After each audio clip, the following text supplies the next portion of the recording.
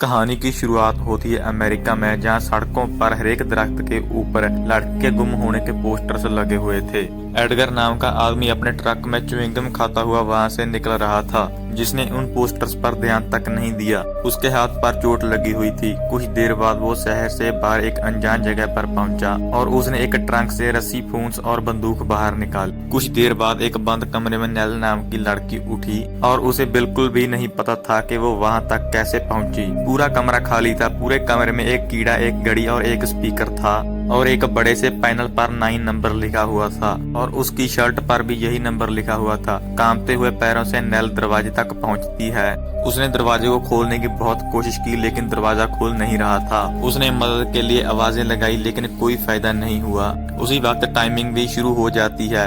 Nail का ध्यान एक पड़ी हुई लाल रस्सी पर जाता है। रस्सी के नीचे उसको अपना मोबाइल फोन मिल जाता है, लेकिन वो किसी को कॉल नहीं कर सकती थी क्योंकि उस मोबाइल में सिम ही नहीं था। उसने रस्सी के सहारे बाहर निकलने के बारे में सोचा। थोड़ी देर बाद उसकी नजर जमीन पर लगे हुए एक धब्बे की तरफ पड़ी, जो खून का धब्बा लग रहा था। उसने देखा कि छत पर एक जगह पर कांच लगा हुआ है जहां से बाहर निकला जा सकता है। उसने वहां तक पहुंचने के लिए कूद कूद कर बहुत कोशिश की, लेकिन उसका हाथ नहीं पहुंच रहा था। उसने घबराकर इधर उधर चक्कर काटने शुरू कर दिए। वो इस कमरे में कैसे आई और क्यों आई, ये उसकी समझ से बिल्कुल बाहर था। अचानक कमरे में अलार्म बजने लगा और पूरे कमरे की रोशनी ग्रीन हो जाती है।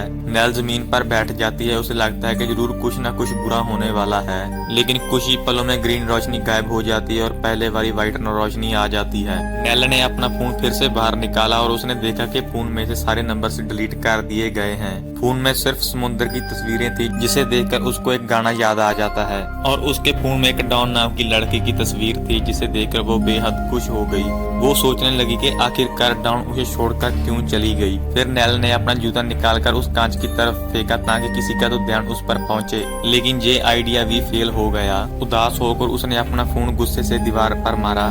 उसका फोन 9 नंबर के पैनल पर फंस गया और उस फोन में खूबसूरत सा गाना बजने लगा। नेल ने देखा कि वहां पर एक छेद हो चुका है। नेल ने जोर लगाकर उस छेद को बड़ा कर दिया ताकि वो वहां से भाग सके, लेकिन उसके पीछे सिर्फ दीवार ही थी। उधर घड़ी में भी 15 मिनट पूरे हो जाते हैं और कुछ आवाजें आने लगती हैं। कमरे की सारी लाइट्स बंद हो जाती है। अब बाहर से कुछ दरवाजे और खिड़कियां खोलने और बंद करने की आवाजें भी आ रही थी। डर की वजह से नेल घबरा गई और उसने अपनी आंखें बंद कर ली। वो समुद्र वाला गाना याद करके गुनगुनाने लगी। कुछ देर बाद जब उसने अपनी आंखें खोली तो लाइट्स ऑन हो जाती है। उसने देखा कमरे में जो दरवाजे थे अब उन पर ताले नहीं थे और अब वो दरवाजा खोल सकती थी, लेकिन इस बार भी उसको दरवाजे के पीछे एक दीवार ही मिलती है। उसी वक्त घड़ी में 45 मिनट का समय उल्टा चलने लगता है। नेल ने गुस्से से चिल्लाना शुरू कर दिया और फिर से दोबारा वो कमरा हरी रोशनी से भर जाता है। उसे एक आदमी की आवाज सुनाई दी जो पीछे के दरवाजे से बनी हुई एक जाली में से आ रही थी। नेल भागकर उसके पास जाकर बात करने लगी। उस आदमी का नाम ट्रेविस होता है, जो उसी की तरह एक कमरे में कैद होता है। बस फर्क इतना था कि उसका नंबर 9 की जगह पर 6 होता है। वो भी नहीं जानता था कि उन्हें किसने और क्यों कैद किया है। वो दोनों इस बात से अनजान थे कि एडगर उन दोनों को सीसीटीवी कैमरे की मदद से देख रहा है। ट्रेविस ने नेल को बताया कि उसने एक रस्सी के जरिए कांच के शीशे तक पहुंचने की कोशिश की थी, लेकिन खिड़की का हैंडल ही टूट गया। ट्रेविस के बताने के बाद भी नेल ने रस्सी की गांठ उस हैंडल में फंसाई और जोर से खींचने लगी। उसके बाद से वो हैंडल टूट गया और वो नीचे गिर गई। इसी चक्कर में उसका शोल्डर डिसलोकेट हो गया। उसका दिमाग सुन्न हो गया। ट्रेविस की आवाज सुनकर वो थोड़ा होश में आई। थोड़ी देर तक उसके कान में जोरदार आवाजें बजती रहीं और उसे अजीबोगरीब चीजें भी दिखाई दे रही थी।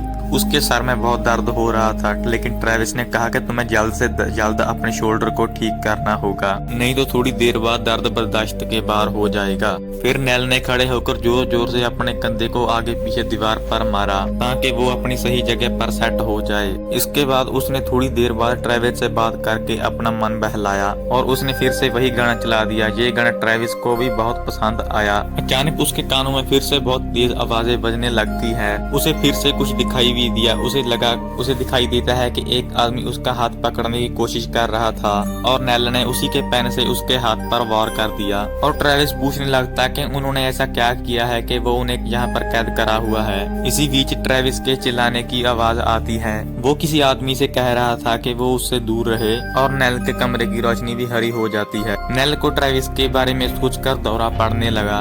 उसने वो समुद्र वाला गाना गाकर खुद को फिर से शांत किया। जब रोशनी वापस आई तो नेल ने ट्रेविस से बात की। उसने बताया कि उसके कमरे में भी एक आदमी उसको ठीक करने के लिए आया था, लेकिन अब उसके सर में भी बहुत तेज दर्द हो रहा है। उसके कमरे में रोशनी बार बार आती जाती रही, लेकिन नेल ने अब सोचा कि वो यहाँ से बाहर निकलने का रास्ता ढूंढ कर ही रहेगी।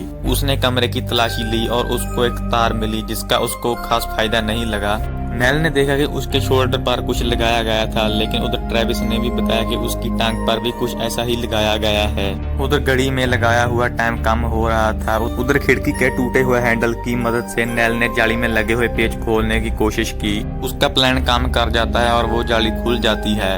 उसको देखकर ट्रेविस भी अपनी जाली खोलने लगा। नेल ने पैनल के पीछे मिली तार उठा ली और उसने उसको खींच दिया। उसके हाथ एक खुफिया कैमरा लगा जो उसने ट्रेविस को दिखाया। नेल ने उस तार को काट दिया जिसकी वजह से एडगर को अब नेल के कमरे में क्या हो रहा है कुछ पता नहीं चल रहा था। नेल जाली के रास्ते से ट्रेविस तक पहुंचने की कोशिश करने लगी, लेकिन वहां पर जगह बहुत कम थी। वहां पर हरी रोशनी की लाइन बनी हुई थी जिसे छूते ही कमरे की रोशनी पीली हो गई और एक जोरदार अलार्म बजने लगा, जिसके कारण नेल के कानों में जोरदार दर्द शुरू हो गया। वो जल्दी से अपने कमरे में वापस आ गई, लेकिन रास्ते में उसके कंधे पर फिर से चोट लग गई। इसी चक्कर में उसे फिर से कुछ दिखाई देने लगा। इस बार उसने देखा कि उसके हाथ खून से लिबड़े हुए हैं। इस खतरनाक लम्हे के बाद नेल ने ट्रेविस को जाली तोड़ते रहने के लिए कहा और खुद अपना कंधा ठीक करने में लग गई। तभी उसकी नजर अपनी एक बाजू पर जाती है जहाँ पर उससे खून बह रहा होता है। उसने अपनी बाजू का हल्का सा मांस फाड़ कर देखा। उसने देखा कि उस पे माइक्रोचिप फिट की गई थी। फिर नेल ने ट्रेविस को और देखा जो अपनी जाली अब तक नहीं तोड़ पाया था।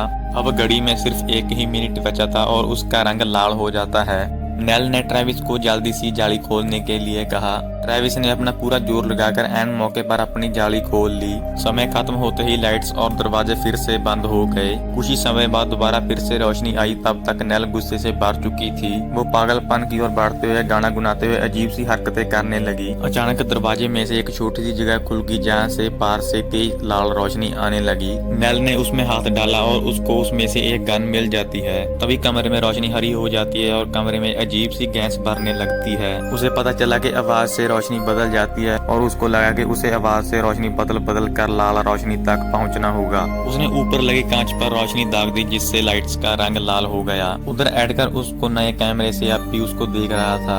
नेल ने रस्सी उठाई और ऊपर फंसा दी जिससे अब वो बाहर निकल सकती है, लेकिन ऊपर पहुंचकर भी उसको कोई फायदा नहीं हुआ। ऊपर छत नहीं है, ऊपर एक कमरा ही था जिस पर एक स्क्रीन थी जो चांद सितारे दिखा रही थी। अब वहाँ लिखा हुआ था दी एंड। उसने ऊपर से ट्रेविस के कमरे में देखा। उसके कमरे में भी गैस भर दी गई थी, लेकिन ट्रेविस नेल जितना हिम्मतवर नहीं था। अब एडगर नेल से मिलने के लिए आ रहा था। नेल भागकर दीवार के पीछे छिप गई और एडगर की नजरों से छिपकर भाग निकली। छुपती छिपाती वो एडगर के ऑफिस तक पहुंच जाती है। ये किसी ऑफिस की बिल्डिंग लग रही थी। ताज्जुब की बात ये थी कि उस वक्त दिन था, लेकिन बिल्डिंग के अंदर कोई भी नहीं था। नेल एक कमरे में पहुंची जहां ट्रेविस की एड बार बार चल रही थी। ये रोबोट्स की एड थी जो इतने असली लगते हैं कि कोई इंसान इनमें फर्क पता ही नहीं कर सकता। नेल ने गुस्से में आकर बंदूक से टीवी ही तोड़ दिया। फिर एक जगह उसे डॉन की एक बड़ी सी तस्वीर दिखाई दी जो कि असल में इस रोबोटिक्स कंपनी की मालकिन है। तभी एक कई नेल के पास आया जो अपने क्लाइंट्स को रोबोट्स के बारे में समझा रहा था। वो सब नेल को नजरअंदाज करके आगे बढ़ गए। इससे पहले कि नेल को समझ आता कि ये सब क्या हो रहा है, एडगर ने उसको ढूंढ लिया। अब नेल को झलक दिखाई दी कि उसके चेहरे से कवर उठाने वाला एडगर ही था। इसी आदमी को नेल ने पेन से मारा था। डर के मारे नेल ने एडगर पर बंदूक तान दी, लेकिन एडगर ने अपने टैबलेट पर एक बटन दबाकर उसको ऑफ कर दिया। बाद में पता चलता है कि नेल असल में इस कंपनी की एक रोबोट है और उसका मॉडल नंबर है 9। बाद में जब नेल की आंख खुली तो वो उसी समुद्र किनारे बैठी थी। जल्द ही एडगर भी वहां पर आ जाता है। नेल ने उस पर वार किया था, इसलिए नेल को कुर्सी से बांध कर रखा जाता है। ये समुद्र नेल के दिमाग के हिसाब से ही बनाया गया है और अब एडगर ने नेल को उसके बारे में सवाल पूछने शुरू कर दिए। उन्हें कैद में इसीलिए रखा गया था ताकि उनके अंदर इंसानी जज्बातों को पता किया जा सके। नेल और ट्रेविस को एक दूसरे का साथ देकर वहां से बाहर निकलना था।